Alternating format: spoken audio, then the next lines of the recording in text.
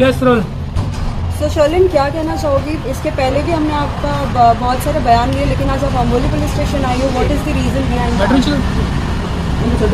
8 नवंबर की शाम को राखी सावंत और उनकी वकील फाल्गुनी ब्रह्मभट्ट के खिलाफ एफआईआर दर्ज हुई अम्बोली पुलिस चौकी में। आप देख सकते हैं, ये उस एफआईआर की कॉपी है।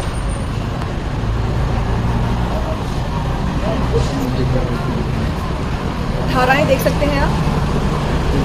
354A, IPC 500, IPC 504, IPC 506, IPC 509, IT Act 67A। आपको मैं बता दूं कि इन धाराओं में से कॉग्निजेबल कौन सी धाराएं हैं? IPC 354A ये कॉग्निजेबल है। मैम आज पुलिस स्टेशन में आए क्या अपना? 509 ये कॉग्निजेबल है और IT Act 67A ये भी कॉग्निजेबल है। इसका मतलब क्या है? इस धारा का मतलब क्या है? 354A इसका मतलब ये उस अपराध पर लगता है जो यौन शोषण या सेक्सुअल हैरेसमेंट के साथ जुड़ा हो। IPC 509 क्या है? एक्ट, वर्ड और gesture intended to outrage a woman's modesty. इसका मतलब वो अभद्र शब्द या हरकत जिसके चलते किसी महिला की इज्जत को उछाला जाए, ये कलम उस अपराध पर लगता है।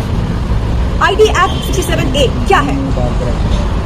हमारा संविधान ये कहता है कि कोई भी इंसान किसी महिला या पुरुष के वस्त्रहीन चित्र, फोटोज या वीडियोस किसी भी पब्लिक प्लेटफॉर्म पर नहीं पेश कर सकता है, नहीं दर्शा सकता है, नहीं शोकेस कर सकता है। ये तमाम अपराध राखी सावंत और उनकी वकील ने किए हैं। मैम आज पुलिस स्टेशन में आए, क्या आश्वासन मिला आपको? मैम जी, आज पुलिस स्टेशन में आए अम्बोली पुलिस ने, क्या पुलिस ने कहा आपको? जी, पुलिस ने कहा कि बहुत जल्द राखी सावंत और उनकी वकील फाल्गुनी ब्रह्मभट्ट को समन्स नोटिस भेजी जाएगी। आपको मैं बता दूं कि सबसे पहले मैंने राखी सावंत के खिलाफ जुहू पुलिस चौकी में शिकायत दर्ज की थी।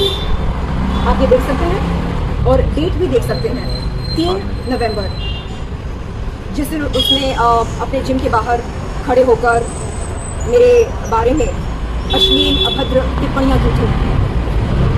जुहू पुलिस चौकी ने क्या कहा? जुहू के SI सीनियर इंस्पेक्टर ने कहा कि क्योंकि अपराध जिस जगह पर घटी थी वो उनकी जुरिसडिक्शन में नहीं आता है, इसलिए मुझको SI ने कहा कि मैं उस पुलिस चौकी पर जाऊं जो वारदात की जगह के बहुत ही नजदीक हो। वारदात की जगह क्या है? फिटनेस फर्स्ट, ये वो जिम है जिसके बाहर राखी सावंत ने मेरे बारे में अश्लील अभद्र टिप्पणियां की और मेरे वस्त्रहीन फोटोज और वीडियोस तमाम मीडिया वालों को बुला बुलाकर दिखाया। तो मैंने क्या किया? जुहू पुलिस चौकी से निकलकर मैं गई ओशीवाड़ा पुलिस चौकी में। वहां पर उस समय SI मौजूद नहीं थे, तो मेरी बातचीत हुई रजनी मैम से, जो PI है, पुलिस इंस्पेक्टर। रजनी मैम ने मुझे समय दिया और मेरी शिकायत सुनी और शिकायत में जो धाराओं का जिक्र हुआ है, उन्होंने कहा कि वो धाराएं एकदम सही बैठती हैं और वो मेरी शिकायत लेने ही वाली थी कि अचानक उन्हें एहसास हुआ कि fitness first gym Oshiwara jurisdiction में नहीं आता है। तो उन्होंने मुझसे कहा कि मैं अम्बोली पुलिस चौकी पर आऊं। मैं यहाँ पर आई और मैं धन्यवाद देती हूँ अम्बोली पुलिस चौकी को, जो उन्होंने मेरी शिकायत स्वीकार की, मेरा बयान लिया और सबूतों को अच्छी तरह से वेरीफाई किया, जांच पड़ताल की सबूतों की। उसके बाद FIR दर्ज किया राखी सावंत और उनके वकील फाल्गुनी ब्रह्मभट्ट के खिलाफ। मैम कल रात से आपके खिलाफ ओशीवाड़ा पुलिस में शिकायत दर्ज की गई थी, क्या कहना चाहते हैं? एग्जैक्टली, आपने बहुत ही सही सवाल पूछा और अच्छा सवाल पूछा। कल रातों रात राखी सावंत और उनकी वकील फाल्गुनी ब्रह्मभट्ट ने मेरे खिलाफ एक काउंटर एफआईआर दर्ज कराया। कहाँ? ओशिवरा पुलिस चौकी में। मैं यहाँ से तत्काल ओशिवरा पुलिस चौकी जाने वाली हूँ। जब मैं वहां पर गई थी, आप देख सकते हैं, उन्होंने मेरी शिकायत की कॉपी स्वीकार की और कहा कि क्योंकि फिटनेस फर्स्ट जिम जहां पर अपराध घटी थी, वो जिम उनके जुरिसडिक्शन में नहीं आता है, नहीं बैठता है, इसलिए उन्होंने मुझसे कहा कि मैं अंबोली पुलिस चौकी पर आऊं।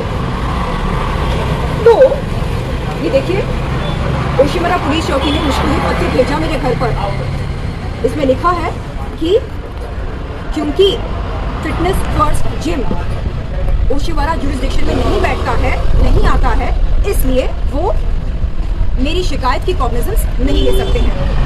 ये वो पत्र है जिसमें ये लिखा है। मैम आप क्या चाहती है? राखी सावंत गिरफ्तार हो? अब तत्काल मैं जाने वाली हूँ ओशिवरा पुलिस चौकी। मैं जाकर वहां पर ये पूछने वाली हूँ कि रातों रात ऐसी क्या मजबूरी आ पड़ी उस पुलिस अधिकारी पर जिन्होंने मेरे खिलाफ एफआईआर दर्ज किया। मैं जानना चाहती हूँ कि क्या आईपीसी 500, आईपीसी 504, आईपीसी 506 क्या ये कॉग्निजेबल हैं, ये धाराएं? इसका जवाब है नहीं, ये नॉन कॉग्निजेबल हैं। अब बचा क्या उनके एफआईआर में? कौन सी धारा बचती है? आईपीसी 509। ये धारा उन्होंने मुझ पर लगाई कि एक कमेटी का आयोजन किया जाए ताकि ये पता चले कि उस पुलिस अधिकारी पर ऐसी क्या मजबूरी थी जिसकी वजह से रातों रात उन्होंने मुझ पर आईपीसी 509 की धारा लगाई। दूसरी बात ये है, जब मैं पुलिस चौकी पर जाती हूँ, मुझसे पूछा जाता है, मैडम अपराध कहाँ घटी, किस जगह पर घटी? जुरिसडिक्शन का नियम मुझ पर लागू होता है। जब राखी सावंत और उनकी वकील फाल्गुनी ब्रह्मभट्ट ओशिवरा पुलिस चौकी जाते हैं और कहते हैं कि शर्लिन चोपड़ा ने राखी सावंत के खिलाफ कुछ अभद्र शब्द कहे या अश्लील शब्द कहे, तो क्या उनसे पुलिस अधिकारी ये नहीं पूछती है कि शर्लिन चोपड़ा ने ये शब्द किस जगह पर कहे? धारा लगनी चाहिए। क्या स्टॉक मार्केट में, क्या रियल एस्टेट में दलाल शब्द का प्रयोग नहीं किया जाता? दलाल वो इंसान है जो दूसरों की कमाई से कमीशन लेता है। मैंने कहा। तो आपका कहना ये है कि ओशिवरा पुलिस स्टेशन पार्शलिटी कर रही है आपके और राखी के बीच में? देखिए, मैं ये कह रही हूँ कि जब मैं पुलिस चौकी पर जाती हूँ शिकायत दर्ज करने, तो सबसे पहले मुझसे कहा जाता है कि मैं सबूत पेश करूँ। उसके बाद मुझसे पूछा जाता है कि क्या जो वारदात घटी है वो जगह उनके जुरिसडिक्शन में आता है या नहीं आता है। तो इस तरह के सवाल क्या राखी सावंत और उनके वकील फाल्गुनी ब्रह्मभट्ट के सामने पुलिस अधिकारियों ने रखे या नहीं?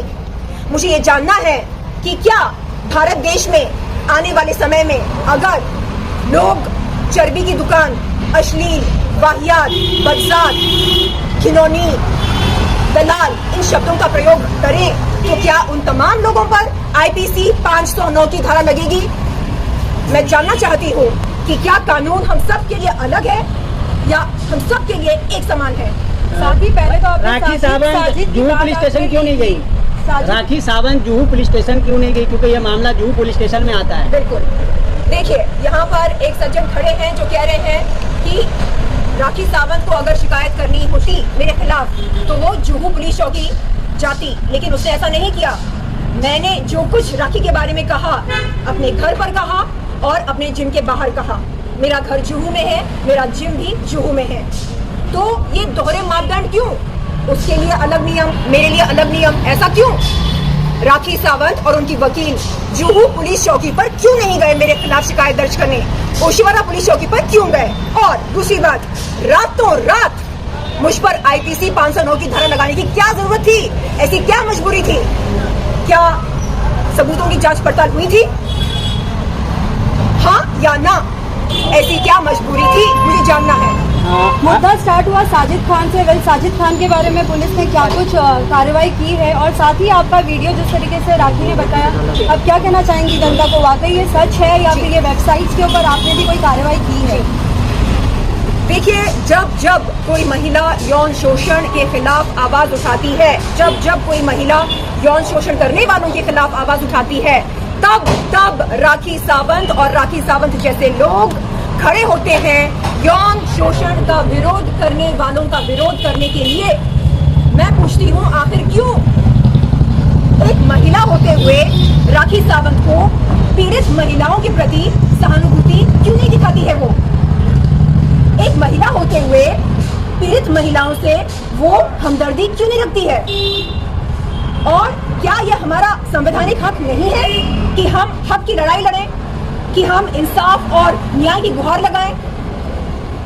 अच्छा, राखी सावंत एंटीसेप्टिक बेल के लिए भाग रही है, राखी सावंत करेंगी क्या इस मामले में? देखिए, पुलिस अंबोली पुलिस चौकी ने मुझे ये आश्वासन दिया कि मुझे इंसाफ मिलेगा। मैंने कहा, सर आप उनको अरेस्ट करने में बहुत देरी कर रहे हैं, वो लोग ABA के लिए अप्लाई कर रहे हैं, एंटीसिपेटरी बेल के लिए अप्लाई कर रहे हैं, आप उनको समय दे रहे हैं, सर ऐसा प्लीज मत कीजिए।